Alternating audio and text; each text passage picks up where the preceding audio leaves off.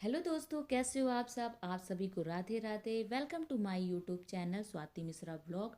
और आज की वीडियो स्किप करने से पहले थोड़ा बहुत आपको बता दें कि ये उन लोगों के लिए हो सकता है कि ज़रूरी हो जिनकी कार 1-2 साल पुरानी हो चुकी हो और उसके टायर आपके पंचर हो चुके हो, उसको चेंज कराने के बारे में आप सोच रहे हो, या जिन लोगों ने अभी नई नई कार भी ली होगी तो उनको भी तो ज़रूरत पड़ ही सकती है। तो मैंने ये वीडियो इसलिए बनाया कि शायद हो सकता है कि मेरे एक्सपीरियंस से आप लोगों को कुछ फ़ायदा मिल जाए। तो यहाँ पास हम भी लोग सोच रहे थे 1-2 महीने से, क्योंकि कहीं भी निकलो ना बाहर तो लगता है कि भाई कहीं टायर धोखा ना दे जाए, क्योंकि हमारी कार हो चुकी थी बेलेनो 5 साल पुरानी और इसके टायर जो थे वो पूरी तरह से डैमेज हो चुके थे। तो यहाँ पास ऑनलाइन सर्च करने के बाद पता चला था अपोलो बेस्ट ऑप्शन हो सकता है टायर का। पर जैसे ही इस शॉप पे पहुँचे, इस शॉप का नाम था expert Japanese expert tyre agency. तो यहाँ पास ना जैसे ही हम लोग पहुँचे तो भैया ने बताया आप अपोलो से बेस्ट ऑप्शन हो सकता है आपका योकोहामा। योकोहामा जो एक जापानीज कंपनी हो सकती है, तो उसमें बोल रहे थे कि इसमें आपको 5 साल की वारंटी मिलती है। और ये बहुत ही स्मूथली, मतलब जिन लोगों ने अभी एक्सपीरियंस लिया है ना, सब बोलते सबसे बेस्ट ऑप्शन यही था। तो मैंने कहा कि भाई देखो, पैसे तो लगने ही हैं। 1-2 हज़ार रुपये अगर ज़्यादा लग के आपको अच्छी चीज़ें मिल रही है ना, तो आप उसे ले लो, छोड़ो मत। ये मत सोचो कि वो सस्ता है ये महंगा है, हो सकता है यही महंगा आपको आगे चल के बहुत ही फ़ायदे करे। तो यहाँ पास ना हम लोगों ने योकोहामा का टायर लगवा लिया था, पीछे का दोनों टायर। ये आपको एक टायर जो है वो 6 हज़ार की पड़ती है, तो दोनों टायर 12 हज़ार में चेंज हो गई थी। हमारी आगे की टायर उतनी ख़राब नहीं होती, क्योंकि बर्डन जो कार का रहता है ना वो आगे ज़्यादा नहीं पड़ता, पीछे साइड ज़्यादा पड़ता है। उन्होंने तो बोला कि आगे लगवा लो। मैंने कहा कि भाई पीछे का ख़राब है टायर, आगे का क्यों नहीं, आगे क्यों लगवाएंगे। तो आप पीछे का चेंज कर दो, आगे 1-2 महीने बाद चेंज करवा लेंगे।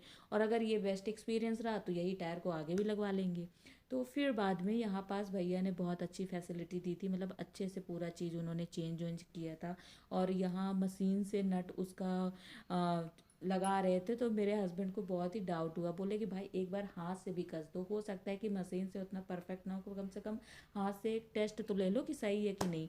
फिर यहाँ पास होने लगी थी बैलेंसिंग, क्योंकि जो मेरे फ्रंट साइड का टायर था वो तो था पुराना, 5 साल पुराना हो चुका था, और जो बैक साइड का था वो अभी दोनों नया लगा था। तो दो चारों की बैलेंसिंग करना बहुत ही ज़रूरी है, क्योंकि चलाते वक्त आपको कुछ भी हिचकिचाहट तो उससे पहले सारी चीज़ों से श्योरिटी हो जानी चाहिए।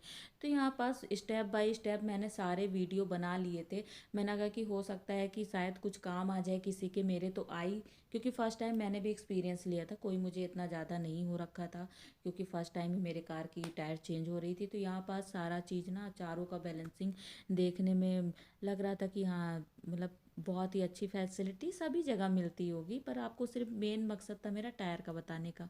तो यहाँ पास सारा चीज़ें ना उन्होंने करके दिया। फिर निकल गए थे हम लोग यहाँ से, बहुत टाइम लगा था, 1-2 घंटे तो लग ही गए थे। फिर यहाँ से जैसे ही निकले ना तो लगी थी जोरों की भूख, क्योंकि दोपहर के 3 बज रहे थे, घर से सिर्फ नाश्ता करके निकले थे। तो मैंने कहा कि भाई पास में मिलन स्वीट है, चलो वहीं से चल के कुछ खा लिया जाए। और बोलते हैं यहाँ का खाना टेस्टी भी होता है, खाया भी कई बार, तो इस पे भरोसा है। तो जहाँ भरोसा है वहीं चीज़ें सही होती हैं। तो यहाँ पास हम लोग पुरानी कार में जैसे एंटर करते ही ना बहुत ही बढ़िया लगा हमें, क्योंकि यहाँ पास ना भैया ने अच्छे अच्छे से हेयर बैंड लगा के रखे हुए थे। और यहाँ पास खाली था ना, इतना ज़्यादा भरा नहीं था,